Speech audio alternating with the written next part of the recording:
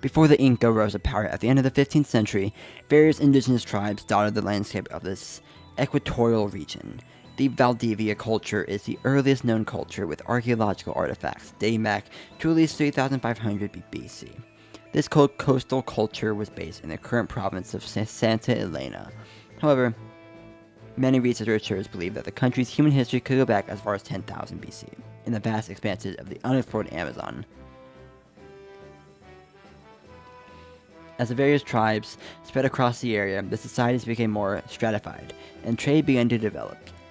Some of the most notable cultures of the coastal region included the Huancavelica and the Mentanos, which inhabited what are now the Manabi and Guayas provinces. In the highlands, the ancient Quito and Canary cultures are recognized in the names Quito and Cañar, Ecuador's capital and highland province respectively. The Inca civilization by the mid-15th century was expanding its kingdom into Ecuador. Led by the warrior Pachacari and his son in 1463, the mighty Inca armies swiftly took control of much of the land.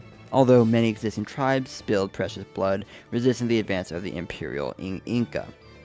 Huayna Capac successfully conquered all of Ecuador by the end of the 15th century. At its peak, the Inca Empire spread across Chile, Argentina, Bolivia, Peru, and Ecuador. The Inca are credited as the principal pre-Columbian indigenous civilization thanks to their organization, leadership, and intermarriage policies. Though dominant, the Inca civilization was short-lived. Despite their successful campaigns to establish their empire in the previous century, their impressive forces were no match for the technologically advanced Spanish armies, which arrived to the shores of Ecuador in 1526. When the Spanish first landed in Ecuador, they had come at a dangerously weak point in the Incan-led legacy, as smallpox raged across the kingdom and Huayna Capac's two sons were battling for power over the land. Between the civil unrest and the many tribes that were already at the brink of rebellion, conditions were ripe for conquest. When Francisco Pizarro from Spain arrived on the northern shores of Ecuador in 1532, his meager crew of 168 men and 27 horses was able to manipulate their way into power and easily vanquish the opposition through a series of surprise attacks, well-paid lies, and the tactical advantage of having guns and horses. One of these sons had recently beaten his half-brother and established Cajamarca as the new capital when the troops marched into the central plaza. When he refused to accept the Spanish proposition of Christianity as the new religion of the land, a hidden contingent of Spanish soldiers kidnapped him. Despite offering rooms full of gold and silver for his release, he was executed within a year of his capture. After taking the Inca key, the Spanish ravaged their way across the land, looting, pillaging, and killing as they established their unrivaled dominance. By 1544, they had finally established their colonial rule throughout the northwestern tip of South America. After their brutal conquest of the region, the Spanish kept the peace in Ecuador for close to 200 years. Disease brought from Europe ravaged the indigenous populations, and during the colonization, much of the pre-Columbian culture was lost. The area that is now Ecuador was then designated as a part of the Viceroyalty of Peru, but in 1563, Quito became a powerful political seat for Spain's colonial control of the region. Currently, Ecuador's capital of Quito is a relatively small Andean city, but back then its territory extended nearly 500 miles north to Cali in modern-day Colombia, making it a key audience in the colonial era. It was during the colonial period that a majority of Ecuador's most recognizable architecture, such as cathedrals and palaces, and its widespread Catholic culture were established. The Ecuadorian Indians were forced to labor for the Spanish, and conditions were oppressive for the natives. At the turn of the 18th century, Enlightenment ideas were sweeping across the entire world, and the inequality and oppression of South America's native population came under fire from political progressives. At the same time, the Criollo population, those born of Spanish descent in South America, were increasingly frustrated by the privilege given to those born in Spain. This coincided with a depression in Spain that crippled their economy and weakened their control over their South American colonies. Jose Joaquin Olmedo took this as a cue to declare Ecuador's independence at a junta in Guayaquil in 1820.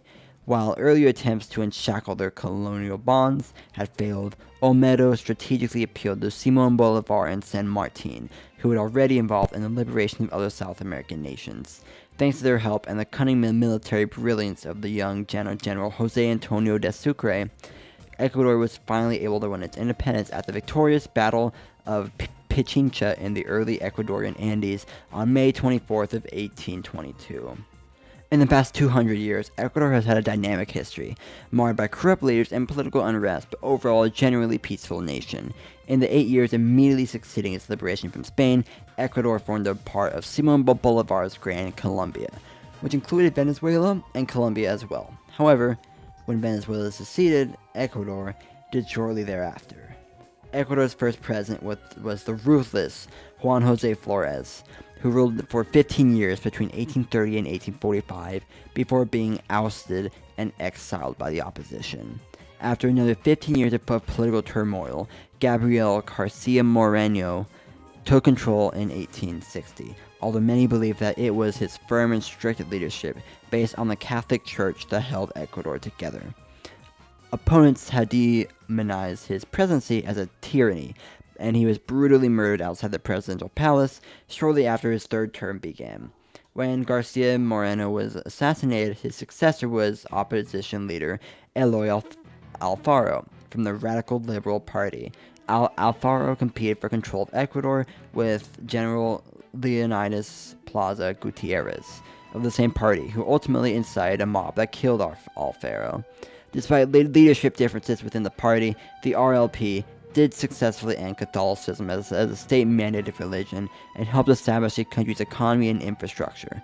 However, consistent with the country's tumultuous political history, the liberal rule of Ecuador came to an end following a series of economic downturns that led to a peaceful coup d'etat in 1925.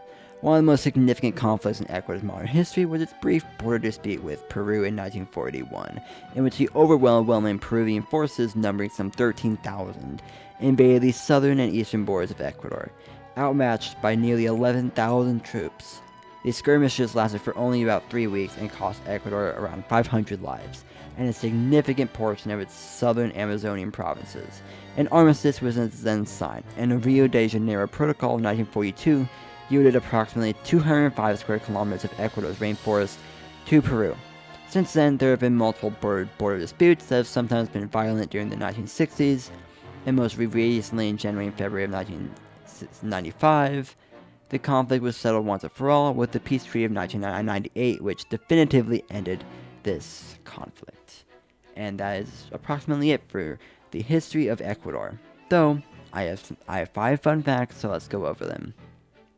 Number 1 is that Ecuador is home to the Galapagos Islands, where Charles Darwin came up with the theory of evolution, and the Galapagos Islands was the first ever UNESCO World Heritage listed site. Adding on to that, placing in the capital Quito is the second ever World Heritage site. So Ecuador has the first 2. The second fact is that Ecuador is the closest country to outer space at Mount Chimborazo. This is because the mountain itself is not too much shorter than like Mount Everest, but the Earth bulges outwards near the equator, so it gains more distance. The third fact is that Ecuador has 10% of the planet's plant species, 8% of its animal species, and 18% of its bird species.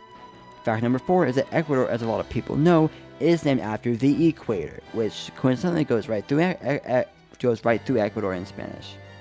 And number 5 is that Ecuador is the only Latin American country where you can stand in both the northern and southern hemispheres at the exact same time, at a monument called the Middle of the World, which is a very big tourist attraction in Ecuador.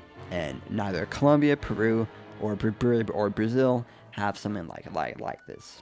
Anyways, that is it for this history video. I finished the D countries and I'm starting with the E ones, so I'll see you all next time.